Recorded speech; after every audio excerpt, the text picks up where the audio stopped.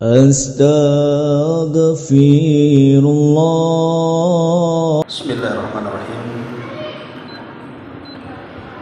Assalamualaikum warahmatullahi wabarakatuh. Assalamualaikum. Alhamdulillah wassalatu wassalamu ala Rasulillah wa ala alihi wa sahbihi wa mawalah wa la hawla wa la quwwata illa billahi wa ba'd. Alhamdulillah, di pagi menjelang siang ini kita masih bisa berkumpul di Masjid Nidahul Ilmi Kapling Beliung, Tanjung Riau, Batam. Dan tema di pagi menjelang siang ini kita akan membahas tentang ujian-ujian yang diberikan kepada Nabi Allah Ibrahim alaihi salatu wassalam. Karena ini masih bertepatan dengan bulan Dzulhijjah dan masih terasa hangat ibadah kurban yang kemarin kita laksanakan, maka sangat tepat pembahasan di pagi menjelang siang ini. Kita akan mengkisahkan tentang kisah Nabi Allah Ibrahim dan pelajaran apa yang bisa kita dapati dari kisah singkat ini. Ma'asyiral muslimat yang dimuliakan Allah Subhanahu wa taala. Nabi Ibrahim dikenal dengan Abul Anbiya, bapak dari setiap para nabi. Karena nabi-nabi setelah Ibrahim alaihi salatu wassalam itu semua nasabnya kembali kepada Abul Anbiya, Ibrahim alaihi salatu wassalam. Bukan hanya dikenal Abul Anbiya, tapi dia juga bagian daripada ulul azmi minar rusul, rasul-rasul pilihan yang memiliki tingkat kesabaran tinggi. Makanya digolongkan sebagai ulul azmi. Pertama Nabi Allah Nuh alaihi salam, kemudian Ibrahim alaihi salatu wassalam, kemudian Musa alaihi salatu wassalam, kemudian Isa alaihi salatu wassalam, dan ditutup dengan kenabian dan kerasulan Nabi kita Muhammad sallallahu alaihi wasallam. Dan satu-satunya Nabi yang mirip dengan Rasul kita secara perawakan dan wajah adalah Nabi Ibrahim alaihi salatu wassalam. Dan itu berdasarkan pengakuan Nabi sallallahu alaihi wasallam saat berjumpa dalam peristiwa besar yang disebut dengan Isra dan Mi'raj,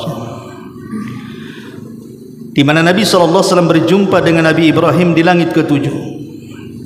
Dan Rasul mengatakan perawakan dan mukanya sangat mirip dengan Nabi kita Muhammad sallallahu alaihi wasallam. Wajar karena Rasul sendiri keturunan Ismail, dan Ismail adalah putra pertama daripada Ibrahim alaihi salatu wassalam. Nabi Ibrahim alaihi salatu wassalam dikenal Nabi yang banyak sekali ujian. Tentu semakin tinggi iman seseorang, semakin berat ujian yang akan diterima. Itulah yang dikatakan Nabi sallallahu alaihi wasallam, inna idhamal bala, sesungguhnya besarnya ujian itu ditentukan dengan kuatnya iman. Semakin kuat iman seseorang, maka semakin besar ujiannya. Semakin rendah iman seseorang, maka rendah juga ujiannya. Tetapi ingat bahwa setiap ujian itu bisa dihadapi, Karena Allah Subhanahu wa taala tidak mungkin menurunkan ujian kecuali berdasarkan kemampuan orang yang diujinya. Karena Allah tidak pernah zalim. Tidak mungkin menimpakan ujian yang tidak sanggup dibeban oleh hambanya. Kenapa saya ingin memilih kisah Nabi Ibrahim alaihi salatu wassalam dan besarnya ujian yang Allah Subhanahu wa taala timpakan kepada beliau? Ini sebuah ibrah dan pelajaran bagi kehidupan kita. Karena setiap ujian itu akan terulang dan berulang. Sehingga dengan kita mendengarkan kisah ini, maka setiap ujian yang Allah timpakan kepada kita, maka itu bisa menjadi bahan renungan dari kisah Nabi Allah Ibrahim alaihi salatu wassalam ini. Ma'asyiral muslimin wal muslimat rahimani wa rahimakumullah. Di dalam Al-Qur'an Allah Subhanahu wa taala berfirman, "Wa idzibtala Ibrahimu bikalimatin fa'atammahu." Dan ingatlah ketika Allah Subhanahu wa taala menguji Ibrahim dengan kalimat-kalimatnya. Maksud kalimat di sini adalah perintah dan larangan Allah Subhanahu wa taala. Fa'atammahun, maka Ibrahim berhasil melewatinya. Lalu apa saja ujian yang Allah berikan kepada Nabi Allah Ibrahim alaihi salatu wassalam? Pertama, ketika beliau masih remaja. Ibrahim saat remaja dihadapkan dengan raja zalim sezalim-zalimnya, bawahan daripada Namrud, penguasa dunia. Sejak kecil Ibrahim menuruti fitrah tauhidnya. Dia tidak suka dengan apapun yang disembah selain daripada Allah Subhanahu wa taala, termasuk sesembahan besar di kerajaannya. Sehingga satu hari raja ini mengadakan pesta raya, di mana seluruh rakyat harus kumpul di depan kerajaan dan merayakan pesta meriah saat itu. Ayahanda Ibrahim alaihi salatu wassalam Azar mengajak putranya untuk ikut berpesta raya kerajaan, tapi Ibrahim menolaknya dan berpura-pura sakit dan mengatakan, "Inni sakim," sesungguhnya saya sedang sakit. Padahal dia tidak sakit, dia hanya berpura-pura saja. Sehingga ketika bapaknya pergi, Ibrahim pun pergi, tapi bukan ke pesta raya. Dia masuk ke dalam istana sang raja, kemudian masuk kepada ruangan khusus yang dipenuhi dengan berhala. Disitulah Ibrahim melakukan aksinya dengan menghancur-hancurkan berhala dalam ruangan itu dan menyisakan satu berhala yang sangat besar. Kemudian kampak yang digunakan untuk menghancurkan berhala dikalungkan di berhala yang besar itu. Akhirnya kemudian setelah pesta raya berhenti atau selesai, maka sang raja dikagetkan dengan tuhan-tuhan yang berserak dan hancur lebur karena dihantam oleh godam daripada Ibrahim alaihi salatu wassalam. Dia pun murka. Kemudian dia meminta jasus mata-mata untuk menangkap siapa yang menghancurkan berhala itu. Kemudian mata-mata pun mendapatkan informasi bahwa ada anak muda yang bernama Ibrahim masuk ke ruangan itu, kemudian menghancurkan berhala-berhala itu. Akhirnya kemudian sang raja pun mengambil inisiatif, tangkap anak muda itu, hadapkan kepada saya. Maka ditangkaplah Nabi Ibrahim alaihi salatu wassalam, kemudian dimasukkan kepada ruangan berhala yang hancur berserakan, kemudian mulai menginterogasi dan mengatakan, "A anta fa'alta bi alihatina ya Ibrahim?" Apakah engkau yang melakukan ini wahai Ibrahim terhadap berhala-berhala kami? Kenapa kau hancurkan mereka? Sebenarnya niat Ibrahim bukan menghancurkan berhala, Karena berhala yang hancur itu sebentar saja bisa dibuat, apalagi ayahnya seorang pembuat berhala. Tapi Nabi Ibrahim mengajak berfikir kepada sang raja yang berkuasa saat itu, bahwa selama mereka menjadikan berhala-berhala itu sebagai Tuhan, maka tidak akan datang kemanfaatan ataupun mencegah kemadaratan. Makanya Ibrahim alaihi salatu wassalam bertauriah di sini. Ketika ditanya, apakah engkau yang melakukannya wahai Ibrahim? Maka Ibrahim kemudian menunjuk patung yang sangat besar dan mengatakan, bahkan patung yang sangat besar itulah yang melakukannya. Tetapi sang raja tidak konyol. Dia tahu bahwa berhala itu tidak mungkin bergerak, apalagi menghancurkan berhala-berhala kecil. Sehingga dia mengatakan kepada Ibrahim dan mengatakan, ya Ibrahim, bagaimana aku akan menginterogasi patung yang besar itu sementara mereka tidak bisa bicara? Bagaimana caranya? Sebenarnya kalimat sang raja sudah menghilangkan hujah terkuat mereka. Maknanya kalau berhala itu tidak bisa bicara, berarti tidak bisa mendengar. Kalau tidak bisa mendengar, macam mana akan mengabulkan? Tetapi karena hawa nafsu yang menguasai sang raja, dia pun kemudian berinisiatif untuk mengeksekusi Nabi Ibrahim alaihi salatu wassalam. Tidak bisa membantah hujah yang sangat kuat, maka dia pun membuat kekuatan untuk menghancurkan sang pemilik hujah. Inilah yang terjadi di masyarakat. Terkadang ada orang yang kalah berdebat, bukannya dia mengalah, tapi membuat kekuatan bukan untuk melawan hujah, tapi untuk menghancurkan hujah dengan kekuatan. Dari sini pentingnya kita menjernihkan akal pikiran di dalam memecahkan sebuah permasalahan. Ibrahim mengajarkan itu kepada kita. Jadi saat suasana saya, ibu atau siapapun, ketika terjadi sebuah permasalahan, maka jangan tergesa-gesa untuk mencari solusinya. Tenangkan dulu, jernihkan pikiran, urut dari awal. Maka insya Allah permasalahan besar pun kalau dengan hati yang tenang, kemudian pikiran yang sehat, pasti akan dipecahkannya. Lah itulah ajaran Ibrahim kepada kita. Dia yang mengajak berpikir kepada raja dan mengatakan, kalau memang aku yang melakukan menghancur-hancurkan patung itu, bukankah alat buktinya ada di leher patung yang sangat besar? Berarti yang disalahkan patung itu dong, bukan saya. Sebenarnya Ibrahim mengajak logika seperti itu. Dia bicara secara rasional, tetapi raja sudah dipenuhi hawa nafsu sehingga tidak berpikir jernih lagi. Dan dia menganggap ini sebuah penghinaan, dan dia mengatakan kepada para petingginya, eksekusi Ibrahim, bakar dia, supaya rakyat mengetahui bagaimana kelancangan dia kepada Tuhannya.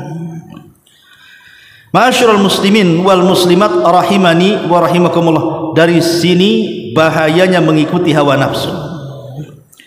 Jangan sekali-kali menyelesaikan permasalahan dengan hawa nafsu, dengan marah, dengan dendam, dengan hati yang kotor, karena itu bukan solusi. Tetapi takdir Allah subhanahu wa ta'ala sudah berjalan kepada Ibrahim. Akhirnya kemudian sang raja pun meminta kepada rakyatnya agar setiap rumah membawa seikat kayu, dikumpulkan di tanah lapang depan istana. Maka ketika hasutan sang raja, karena orang ini sudah menghina Tuhan-Tuhan mereka, maka mereka sangat bersemangat untuk membawa kayu. Sampai-sampai wanita hamil dan menyusui pun mereka ikut serta membawa kayu, karena mereka meyakini bahwa Ibrahim sudah menghinakan Tuhan-Tuhan mereka, maka harus dieksekusi dengan selayaknya. Maka dikumpulkanlah kayu di depan istana. Apa yang terjadi? Ibrahim alaihi salatu wassalam siap dibakar. Ketika kemudian kayu itu penuh dengan api, bahkan lebih tinggi dibandingkan istana, dan kalau seandainya ada burung yang lewat di atasnya langsung jatuh dan mati kepanasan, bahkan terbakar dan menjadi abu, manusia tidak berani dekat dengan api itu. Masalahnya Ibrahim belum diletakkan dalam api itu. Akhirnya sang raja pun berinisiatif untuk melemparkan Ibrahim dengan mengikat kaki dan tangannya menggunakan manjanik. Manjanik itu ketapel besar. Maka siap kemudian Ibrahim dilemparkan ke dalam api yang sedang menyala itu.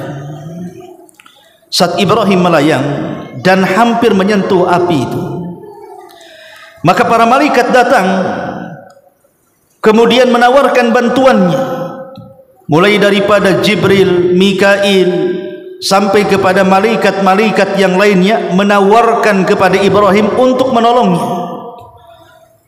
Ada yang menjanjikan untuk menurunkan hujan supaya memadamkan, ada yang berjanji untuk mendatangkan bencana dan begitu seterusnya. Tapi Nabi Ibrahim alaihi salatu wassalam menolaknya dan mengatakan, amma ilaikum fala wa amma ilallahi fabala. Kata Nabi Ibrahim di tengah-tengah melayangnya dia ke dekat api, Ibrahim mengatakan kepada para malaikat yang hendak menolongnya dan mengatakan, adapun aku harus meminta pertolongan kepada kalian wahai para malaikat, maka aku tidak akan lakukan. Tapi kalau kalian memerintahkan aku untuk meminta kepada Allah Subhanahu wa taala pertolongan, maka pasti aku akan lakukan. Disinilah Nabi Ibrahim mengucapkan kalimat yang pernah diucapkan Nabi saat kesulitan. Apa itu? Nabi Ibrahim mengatakan, hasbunallah wa ni'mal wakil, ni'mal maula wa ni'man nasir. Hasbunallah wa ni'mal wakil, cukuplah bagi kami, kata Ibrahim, Allah sebagai pelindungku, dan dialah sebaik-baik pelindung, dan dia pula sebaik-baik penolong. Maka saat Ibrahim mengucapkan kalimat itu, tiba-tiba Allah Subhanahu wa taala mengilhamkan sebagai wahyu kepada Ibrahim untuk mengatakan, kul ya naru kuni bardan wa salaman ala Ibrahim. Katakan wahai Ibrahim, kul ya nar, wahai api, kul ya nar, bardan, jadilah kau dingin, wasalaman, selamatkan Ibrahim alaihi salatu wassalam. Subhanallah, terjadi keajaiban. Api itu menjadi dingin, bahkan tidak terasa panas sedikit pun, bahkan tidak membakar Ibrahim satu helai rambut pun dalam badannya. Dan ini keajaiban yang merupakan mukjizat seorang nabi. Dari sini kita tahu bahwa kalau Allah Subhanahu wa taala sudah memberikan pertolongan kepada kita, maka serumit apapun masalah pasti bisa diselesaikannya. Makanya kenapa dalam Islam, ibu kalau hendak melakukan aktivitas sesuatu, jangan lupa membaca basmalah. Ibu melangkahkan kaki ke pasar, baca basmalah. Ibu naik kendaraan, baca basmalah. Ibu mau masak, baca basmalah. Ibu mau ke rumah kawan, baca basmalah. Ibu mau rewang, baca basmalah. Apapun aktivitas yang ibu lakukan, bacalah basmalah. Kenapa? Karena dalam basmalah itu ada ba. Dalam permulaan bismillah. Kenapa di situ ditaruh ba? Dengan menyebut nama Allah. Ulama bahasa mengatakan bahwa ba dalam bismillah itu memiliki dua makna. Pertama, tabarrukan, bismillahi azza wajal, meminta berkah dengan menyebut nama Allah dalam setiap aktivitas. Yang kedua, isti'anatan lillah. Ba itu juga mengandung faedah bahwa aktivitas yang kita lakukan semuanya tidak terlepas dari pertolongan Allah Subhanahu wa taala. Makanya sering saya ulang-ulang, Bu, masalah besar apapun, kalau ibu melibatkan Allah untuk menyelesaikannya, maka masalah besar itu pasti bisa diuraikan seutas demi seutas. Tapi masalah kecil sekalipun, kalau Allah tidak ikut serta menolong ibu, maka selamanya masalah itu tidak akan mungkin dipecahkan. Itulah pentingnya kita dalam setiap masalah itu membaca basmalah, supaya kita mendapatkan pertolongan Allah. Artinya Allah menolong dalam setiap masalah kita. Dan lebih daripada itu, supaya kita dapat berkah. Contoh umpamanya, seorang yang bekerja sebagai sopir taksi, seorang nelayan, gojek, seorang pedagang es, pedagang bubur, pedagang apalah, tahu tek-tek atau apa gitu ya, sebutkan dagangan apapun. Kalau dia saat keluar melakukan pekerjaan itu, keluar dari rumah membaca basmalah dengan sebuah keyakinan, ingat, bukan dalam rangka coba-coba, tetapi harus ada keyakinan, karena setiap masalah itu harus dipenuhi dengan keyakinan. Yakin kalau hari ini Allah akan menolong saya, yakin kalau hari ini Allah akan melimpahkan berkahnya kepada saya. Bismillah, keluar. Sekalipun cuaca tidak baik dan tidak bersahabat, anggaplah mungkin hujan lebat. Orang jual es ketika hujan lebat akan sulit dijual. Kenapa? Hujan air, dia jualan air, air menumpuk dengan hujan, macam mana mau laku? Boleh jadi mungkin lakunya tidak banyak, mungkin yang biasa satu hari mendapatkan 100-200 ribu karena hujan deras, mungkin yang membeli 1-2 orang hanya mendapatkan 20-30 ribu. Tapi ingat, 20 ribu yang dihasilkan dengan membaca basmalah itu lebih baik daripada 300 ribu tanpa mengucap basmalah. Kenapa demikian?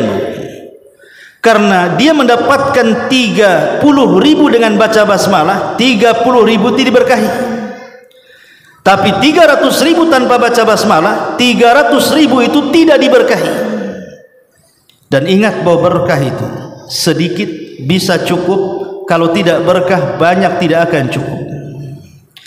Terkadang kita ini di luar logika, ada orang yang jualannya pas-pasan, gajinya pun mungkin tak seberapa, tapi subhanallah diberkahi hidupnya, anak-anaknya baik sama orang tuanya. Terkadang sebagian mereka bisa menyekolahkan, terkadang anaknya berbudi pekerti dan birrul walidain, tidak masalah dengan orang tuanya, menyenangkan orang tuanya.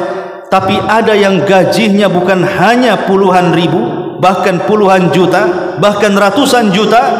Anaknya kena narkoba, yang satu masuk penjara, yang satu ikut geng motor, yang satu kurang ajar dengan orang tuanya, yang satu buat masalah, dan begitu seterusnya. Sekarang milih yang mana? Milih yang diberkahi atau tidak diberkahi? Yang satu sehat kehidupannya, makannya asal-asalan karena memang tidak bisa membeli makanan yang enak, tapi sehat keluarganya. Ini yang si kaya ini asli sakit-sakitan saja, macam-macam penyakit, komplikasi lagi dalam tubuhnya.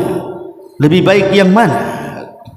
Itulah pentingnya kenapa kita harus menggantungkan semua kepada Allah. Ibrahim mengajarkan ini dengan mengatakan hasbunallah wa ni'mal wakil, persis seperti ucapan Nabi saat genting, saat kekalahan Nabi SAW di Uhud. Pasukan kaum muslimin kocar kacir, tunggang langgang, dan orang-orang kafir dipimpin Abi Sufyan berhasil memukul mundur dengan mudah kaum muslimin, sehingga kaum muslimin 70 orang yang mati syahid di Uhud, dan sebagiannya lari dalam pertempuran, dan sebagiannya lagi melindungi Rasul yang terluka sehingga gerhamnya retak dan pipinya terkena luka. Sampai ketika Abi Sufyan melihat kesempatan kekalahan kaum muslimin, dia pun berencana untuk menyerang Madinah. Dia pun membuat isu bahwa akan ada tentara yang jauh lebih besar daripada tentara Uhud yang mengalahkan kaum muslimin untuk menyerang Madinah. Maka datanglah utusan kepada Nabi SAW dan mengatakan, wahai Rasul, pasukan Quraisy mereka akan datang jauh lebih banyak dibandingkan pasukan Uhud. Bagaimana? Apa yang kita harus lakukan? Maka Nabi SAW teringat dengan perkataan Ibrahim saat dilempar ke dalam api. Rasul mengatakan hasbunallah wa ni'mal wakil, ni'mal maula wa ni'man nasir. Cukuplah Allah sebagai pelindung kami, karena dia zat yang maha, yang terbaik dalam memberikan perlindungan dan pertolongan. Ketika sahabat mendengar ucapan itu, serentak mereka mengikuti ucapan Rasul. Apa yang terjadi? Fazaduhum imanan.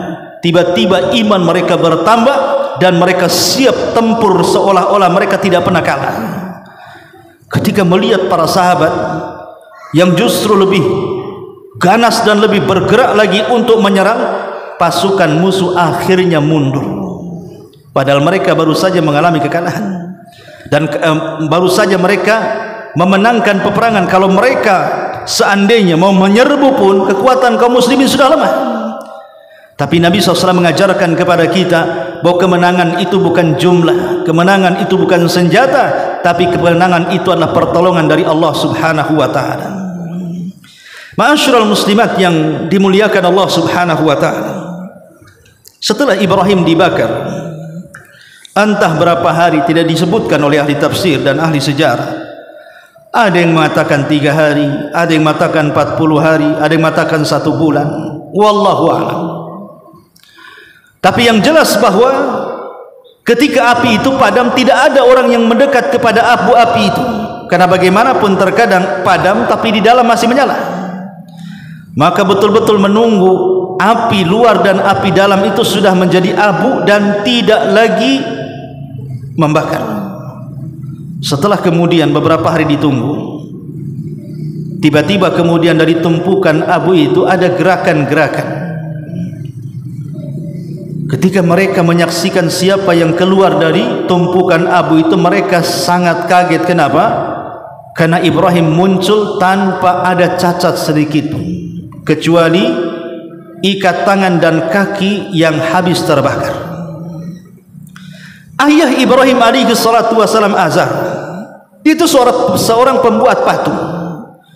Dia yang membuat patung, dia yang menjual patung, dia yang menyembah patung, dia yang mengambil keuntungan dari patung. Dia menyaksikan itu. Kemudian dia mengatakan sebaik-baik Tuhan adalah Tuhannya Ibrahim.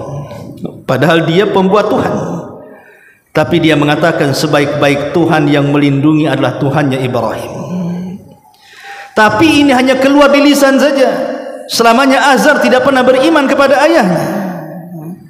Baru menyesal Azar itu kelak pada hari kiamat ketika dia hendak dimasukkan ke dalam neraka. Dia melakukan dialog dengan Ibrahim dan mengatakan, kata Ibrahim, bukankah sudah kukatakan wahai ayahku, kalau engkau mengikutiku kau akan selamat. Ayahnya baru menyesal dan ingin mengikuti, tetapi apalah daya, penyesalan tidak bisa terulang kalau sudah kiamat dibangkitkan. Maka ayahnya pun pantas dimasukkan ke dalam neraka dan digulung oleh ombak neraka. Ma'asyiral muslimin wal muslimat rahimani wa rahimakumullah. Setelah kejadian ini, menyebarlah kisah kesaktian Ibrahim yang dibakar tidak terbakar sampai ke telinga Namrud, raja besar. Kalau yang membakar Ibrahim kan raja kecil, ini raja besarnya. Namrud mendengar, kok ada orang dibakar tidak terluka, tidak terbakar, tidak menjadi abu. Siapa dia? Bisakah aku berjumpa dengan dia?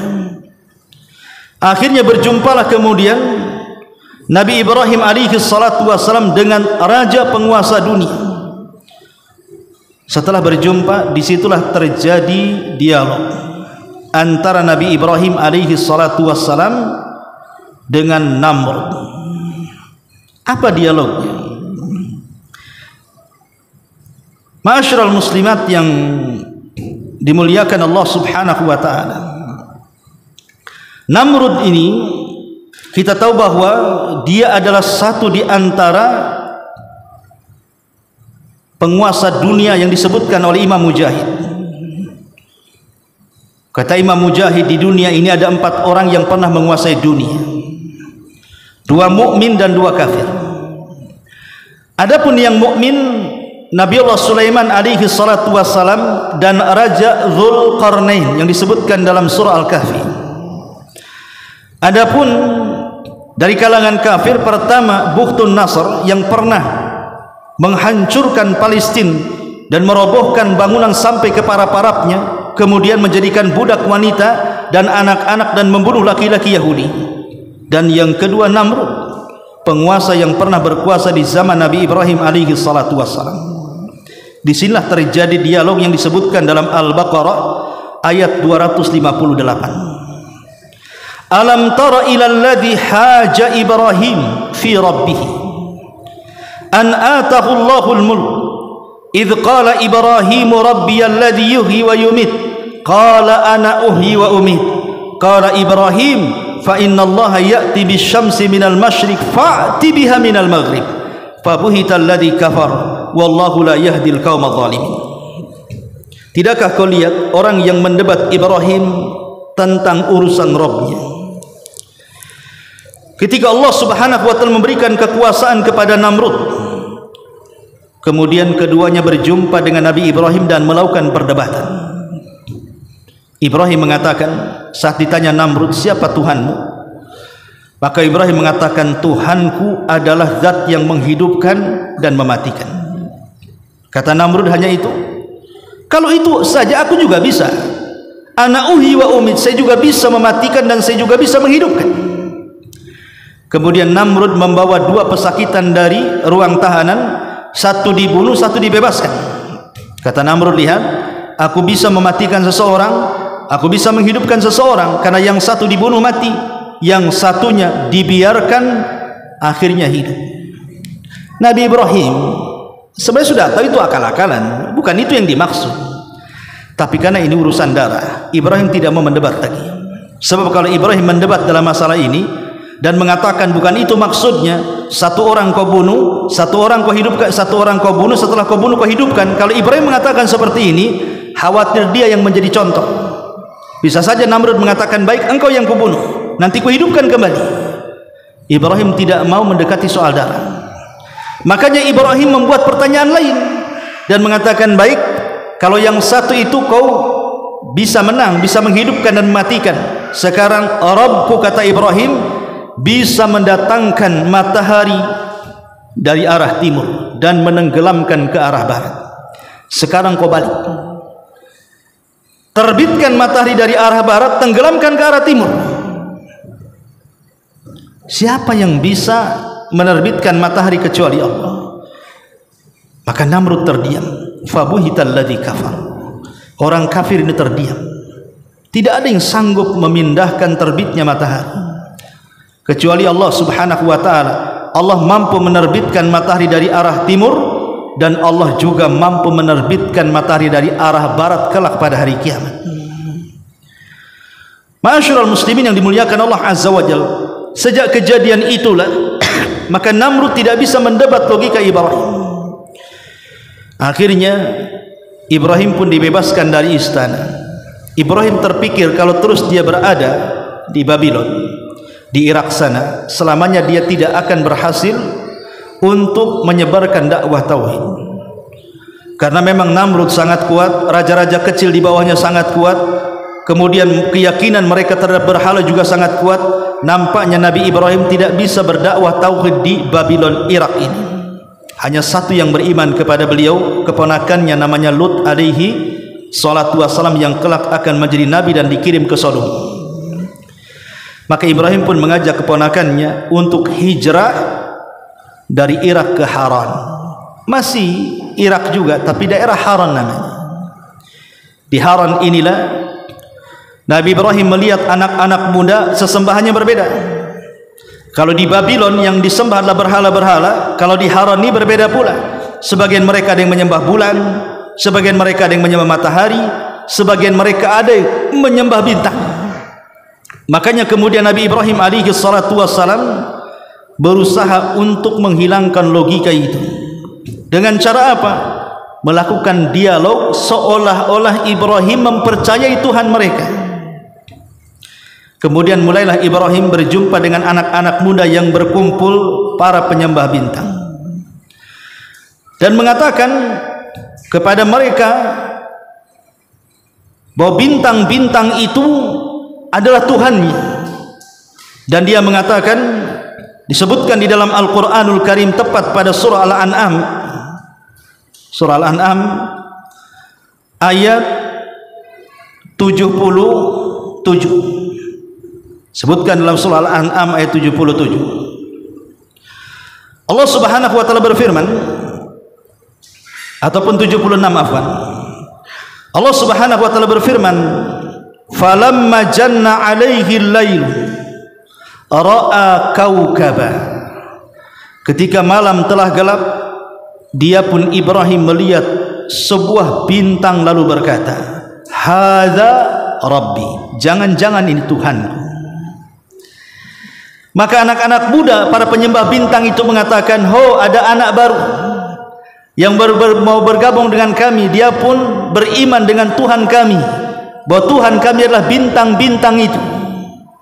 Mereka sudah bahagia, ada anggota masuk yang beriman dengan Tuhan mereka berupa bintang gemintang yang ada di langit. Maka mereka pun kemudian takjub dengan anak muda, maksudnya Ibrahim, dan mengajak ngobrol sampai pagi. Ketika pagi secara otomatis bintang itu menghilang, karena bintang itu hanya muncul di malam hari. Makanya Ibrahim tiba-tiba mengatakan, falamma afala qala la uhibbul afilin. Tetapi tatkala bintang itu tenggelam, Ibrahim mengatakan, saya tidak suka Tuhan yang kadang muncul kadang tenggelam. Mana Tuhan kadang-kadang muncul kadang-kadang tenggelam, kadang-kadang muncul kadang-kadang tenggelam? Ini Tuhan apa ini, katanya. Ibrahim mengatakan seperti itu supaya anak-anak muda yang menyembah bintang itu berpikir bahwa itu Tuhannya. Masa Tuhan seperti itu, suka-suka muncul, suka-suka tenggelam? Akhirnya Ibrahim pun pergi, kemudian mulai mendatangi anak-anak muda yang menyembah bulan lebih besar daripada bintang cahayanya. Makanya Allah mengatakan, falamma ra'al qamara bazighan qala hadha rabbi falamma afala qala la illam yahdini rabbi la akunanna minal qaumi zalim. Kemudian tatkala Ibrahim melihat bulan terbit dan mengatakan, ini Tuhanku, katanya, maka anak-anak muda yang menyembah bulan, mereka senang ada anggota baru yang ingin beriman dengan keyakinan mereka menyembah bulan. Tapi bulan ini juga sama dengan bintang, dia akan pergi dan akan muncul. Maka saat pergi kemudian Ibrahim mengatakan di hadapan anak-anak muda penyembah bulan itu, sesungguhnya jika Tuhanku tidak memberikan petunjuk kepadaku, pastilah aku termasuk orang-orang yang sesat. Masa Tuhan seperti itu? Masa sama dengan bintang muncul dan tenggelam? Maka Ibrahim meninggalkan anak-anak muda itu supaya berpikir. Kemudian Ibrahim datang kepada anak-anak muda yang lain yang menyembah matahari. Kemudian Ibrahim bergabung dengan mereka dan mengatakan, falamma ra'a syamsa bazighatan qala hadza rabbi hadza akbar, katanya. Kemudian tatkala dia melihat matahari terbit, dia berkata, inilah Tuhanku, ini lebih besar dibandingkan bintang dan bulan. Falamma afalat qala ya qaumi inni bari'um mimma tusyrikun. Ketika Ibrahim pun berkumpul sampai sore hari, matahari pun tenggelam dan tidak terlihat lagi, maka Ibrahim mengatakan, hei kaumku, sesungguhnya aku berlepas diri dari apa yang kalian persekutukan dengan Allah. Aku tidak akan menyembah bintang, aku tidak akan menyembah bulan, apalagi menyembah matahari. Ibrahim ingin mengajak berfikir, tapi masalahnya kisah Nabi Ibrahim tentang pertemuan dengan anak-anak muda penyembah bintang, bulan dan matahari ini disalahpahami oleh sebagian kelompok sesat di negeri kita ini. Dulu Bu, saya masih ingat waktu itu tahun berapa ya, baru lulus dari pesantren, ya sekitar 25 tahun yang silam lah, baru lulus dari pesantren tahun berapa itu, 97 saat moneter kalau nggak salah ya. Saya berjumpa dengan satu ormas, saya tidak sebutkan ormasnya. Ormas ini terlarang oleh pemerintah hari ini. Saya berdiskusi dengan salah satu tokohnya, di mana mereka punya pemahaman kalau masuk ormas mereka, maka akan dipertemukan di satu ruangan dan akan diberikan soalan, diinterogasi dan diberikan soalan. Soalan itu berkaitan dengan ketuhanan. Jadi kalau masuk gerakan mereka akan dikurung di satu ruangan, kemudian akan dicercar dengan banyak pertanyaan. Sampai akhirnya dari pertanyaan itu, karena dia rata-rata yang masuk ke organisasi tersebut itu rata-rata kurang ilmu, sehingga ketika pertanyaan sampai kepada bicara soal ketuhanan, mereka pun sampai mengingkari bahwa tidak ada Tuhan yang ada di alam semesta ini. Jadi pertanyaan itu pertanyaan jebakan. Ditanya 1, 2, 3 sampai ratusan soalan, sampai dia bingung, dia linglung, seolah-olah di dunia ini tidak ada Tuhan. Coba bayangkan ya. Cerdasnya organisasi ini mencuci otak anak-anak muda, putra-putri di zaman itu, sampai kemudian dibuat soalan yang soalan itu mempengaruhi jiwa dan akal mereka, sampai ke taraf mereka sudah tidak kenal siapa Tuhannya dan mengatakan di alam semesta ini tidak ada Tuhan. Wallahu alam macam mana caranya mereka melakukan itu.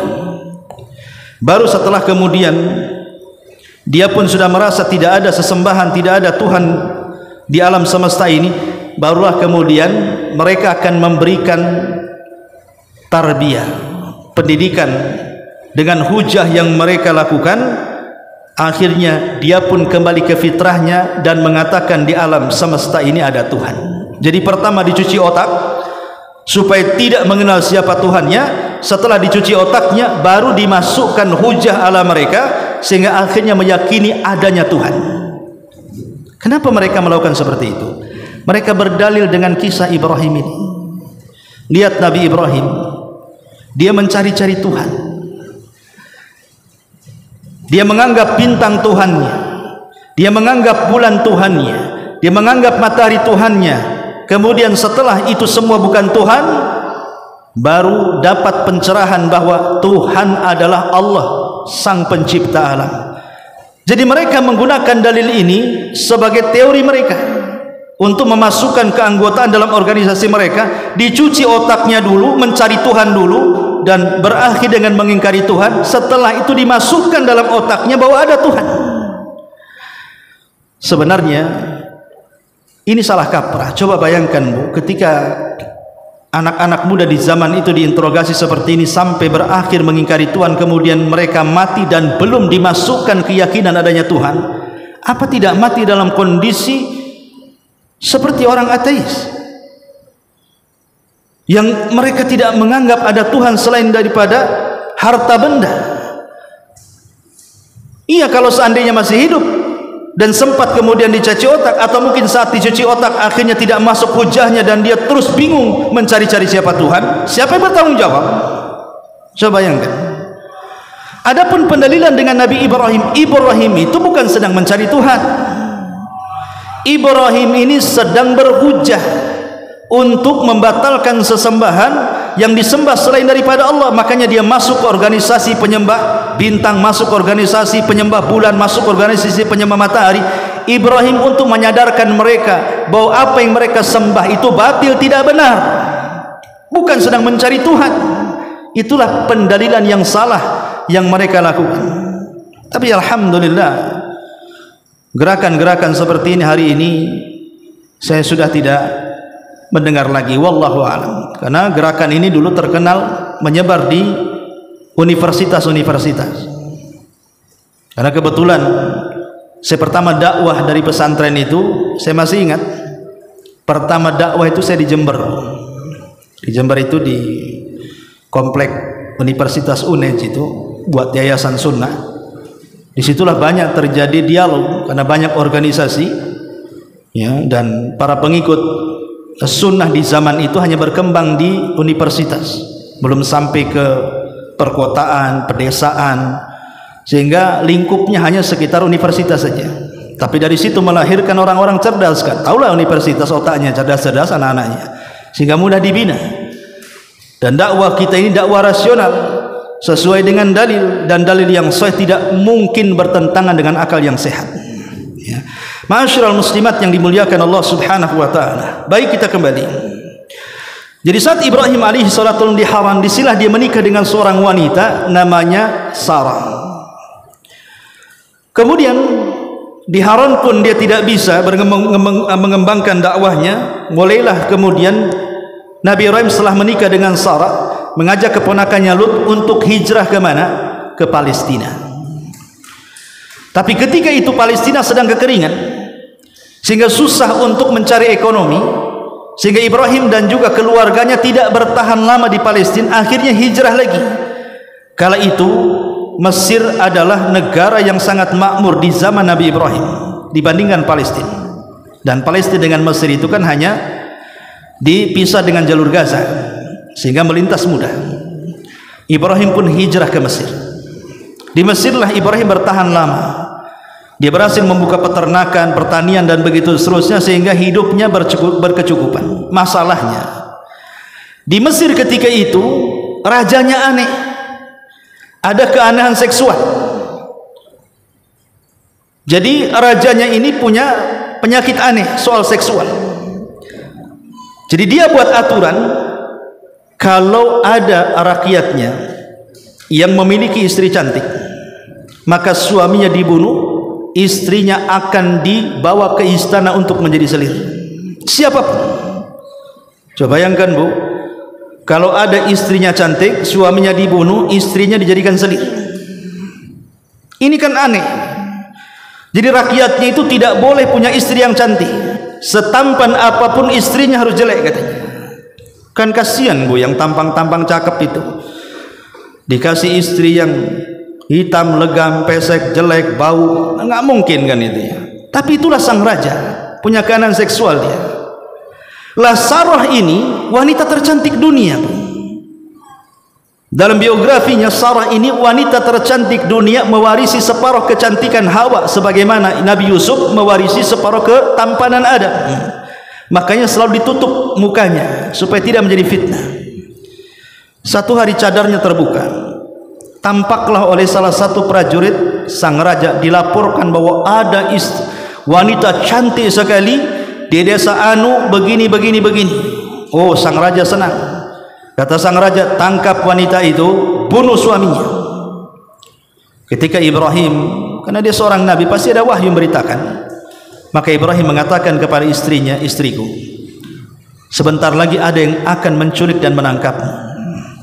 Kalau seandainya kau tanya soal aku tidak bisa menyelamatkan kamu. Tapi satu hal, kalau mereka bertanya siapa diriku, jangan kau katakan aku suamimu. Kalau kau katakan aku suamimu, habislah aku. Kata istrinya, Sarah mengatakan, lalu apa yang harus aku katakan? Katakanlah bahwa laki-laki di sebelahku bukan suamiku, tapi saudaraku. Dia adalah saudaraku. Ibrahim hendak berbohong, tapi ini bukan bohong, namanya tauriyah. Maksudnya saudara itu, maksud Ibrahim saudara seiman, saudara seislam. Maka dia mengatakan, katakan aku saudaramu, jangan katakan aku suamimu. Betul, prajurit datang, ditangkaplah Sarah, dan Sarah mengatakan ketika Ibrahim hendak dibunuh, jangan bunuh, itu bukan suamiku, itu saudaraku. Selamatlah Ibrahim. Maka Ibrahim alaihi salatu wassalam dengan harap cemas, sedih istrinya dibawa ke istana, dia pun langsung melaksanakan salat. Begitulah para nabi. Kalau ada sesuatu hal yang tidak bisa keluar dari urusan itu, maka mereka pasti salat. Makanya kenapa Hudzaifah ibnul Yaman radhiyallahu an mengatakan, idza fazi'an Nabi sallallahu alaihi wasallam idza jadabahul amru fazi'a ila shalah. Kana an-nabiy sallallahu alaihi wasallam idza jadabahul amr fazi'a ila shalah. Kata Hudzaifah ibnul Yaman, Nabi itu kalau ada kesulitan yang tidak bisa keluar untuk menyelesaikannya, maka dia bersegera untuk salat. Itulah gaya Nabi. Jadi Nabi SAW kalau terkena sebuah masalah, yang masalah itu tidak bisa keluar dari situ, maka dia segera salat. Dan ini satu contoh bagi kita, Bu. Kalau ibu ada masalah keluarga, masalah ekonomi, masalah kesehatan, masalah tetangga, masalah apa saja sebutkan yang menurut ibu sangat berat pemecahannya, dibuli, difitnah, digibah, macam-macam, maka bersegeralah salat, minta pertolongan kepada Allah untuk menguraikan masalahnya. Bukankah Allah yang mengatakan wasta'inu bis sabri wassalah? Mintalah pertolongan kepada Allah dengan kesabaran dan salat, kata Allah. Jadi salat itu salah satu alat untuk meminta pertolongan kepada Allah. Ya, karena salat itu artinya silatun bainal abdi wa rabbi, hubungan antara hamba dengan Allah. Kita sedang berdialog dengan Allah dalam salat itu. Terutama doa saat sujud, mintalah supaya persoalan kita diurai dan diselesaikan. Itu yang dilakukan Ibrahim saat ditangkap istrinya Sarah. Ketika Sarah ditangkap kemudian masuk ke dalam istana, sang raja melihat kecantikan luar biasa yang belum ada pada gadis-gadis Mesir sebelumnya. Langsung tertarik dan hendak menjamahnya. Tapi Sarah berdoa kepada Allah Subhanahu wa taala dan mengatakan, ya Allah, jangan kau kuasakan raja zalim itu kepadaku. La tusallit alayya, ya Allah, jangan kau kuasakan dia kepadaku. Akhirnya raja itu ketika hendak menyentuhnya, tiba-tiba setruk tangannya, Bu. Tidak bisa bergerak. Akhirnya sang raja ketakutan dan mengatakan, engkau yang melakukan ini. Sarah hanya senyum dan mengatakan, berdoalah kepada Tuhanmu, wahai fulanah, agar tanganku bisa bergerak. Akhirnya tangannya dilepas dan bisa bergerak. Dia tidak yakin. Dia hendak menjamah lagi. Sarah berdoa lagi, setruk lagi tangannya. Sampai 3 kali raja itu ketakutan, disangkanya wanita yang datangkan itu penyihir. Maka dia datangkan pengawal dan mengatakan, engkau kusuruh untuk mendatangkan manusia kemari, kau datangkan setan pula ke ruangan ini, katanya. Pulangkan wanita ini dari asal dia datang. Kemudian hadiahkan seorang budak kepadanya.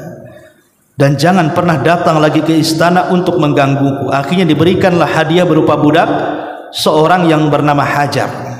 Hajar ini dulunya seorang anak raja, tapi kerajaannya diserang, kalah, kemudian menjadi budak.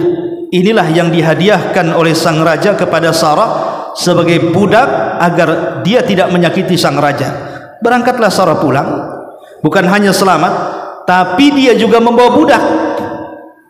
Yang kelak budak ini akan menikah dengan Ibrahim dan memiliki keturunan pertama dalam sejarah, Ismail alaihi salatu wassalam. Ma'asyiral muslimat yang dimuliakan Allah subhanahu wa ta'ala, setelah kemudian di Mesir tidak kondusif, pasti akan ada gangguan. Ibrahim pun berinisiatif untuk hijrah lagi ke Palestina dan tidak akan menetap di Mesir. Maka Ibrahim pun hijrah ke Palestina. Di Palestina inilah dia mulai mengembangkan bisnisnya dan mulai maju, mulai mapan. Akhirnya kemudian Ibrahim sudah menua, tidak punya keturunan. Sarah pun sedih, apalagi diponis mandul. Tidak mungkin orang tua renta sekelas Ibrahim bisa punya keturunan lagi.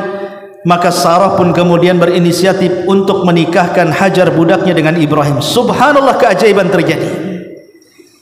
Ibrahim pun menggauli Hajar, hamil dan melahirkan putra tercintanya Ismail.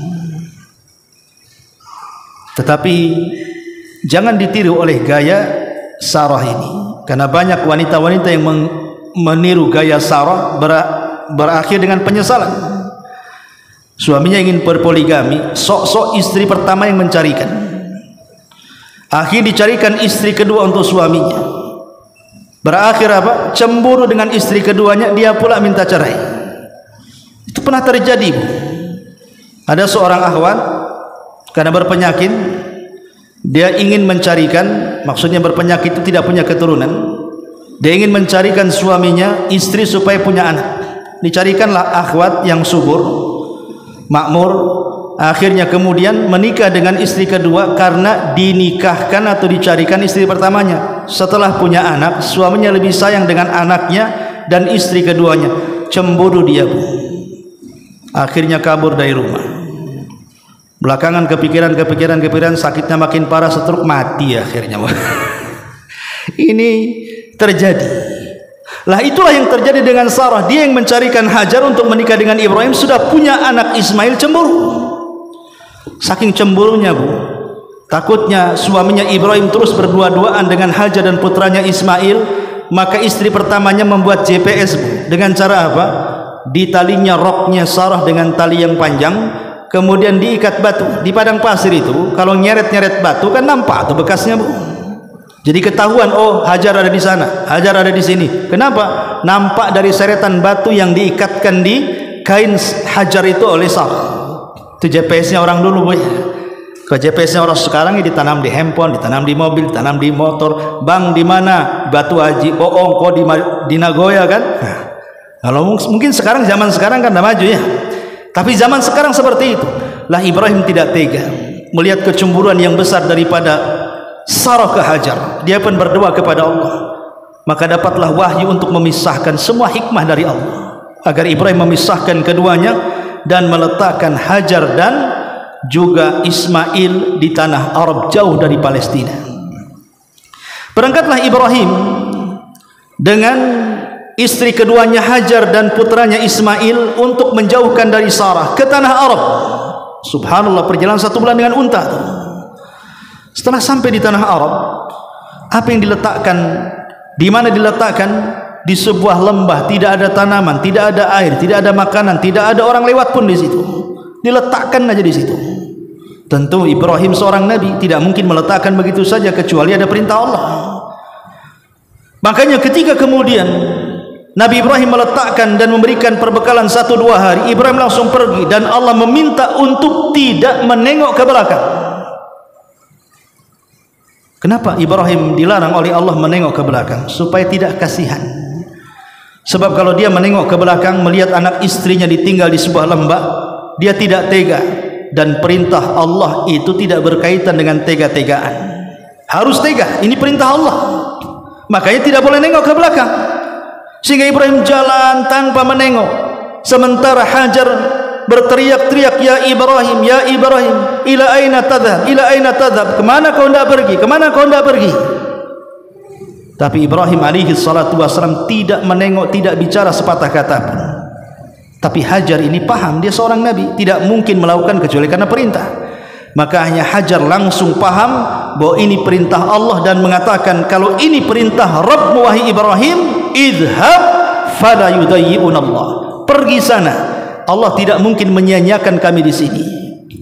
Maka Ibrahim pergi. Setelah jauh tidak lagi melihat Hajar yang ditinggalkan itu, dia pun berbalik, kemudian menengadahkan tangan ke langit, kemudian berdoa untuk kebaikan Hajar dan putranya dan kebaikan negeri yang ditempatinya. Dengan penuh keamanan, dilimpahkan buah-buahan, dilimpahkan kesejahteraan, macam-macam doa yang baik kepada Hajar dan Ismail. Dia pun pergi sehingga bertahun-tahun tidak berjumpa. Ada yang mengatakan 14, ada yang mengatakan 15 tahun baru Ibrahim mengunjungi Ismail.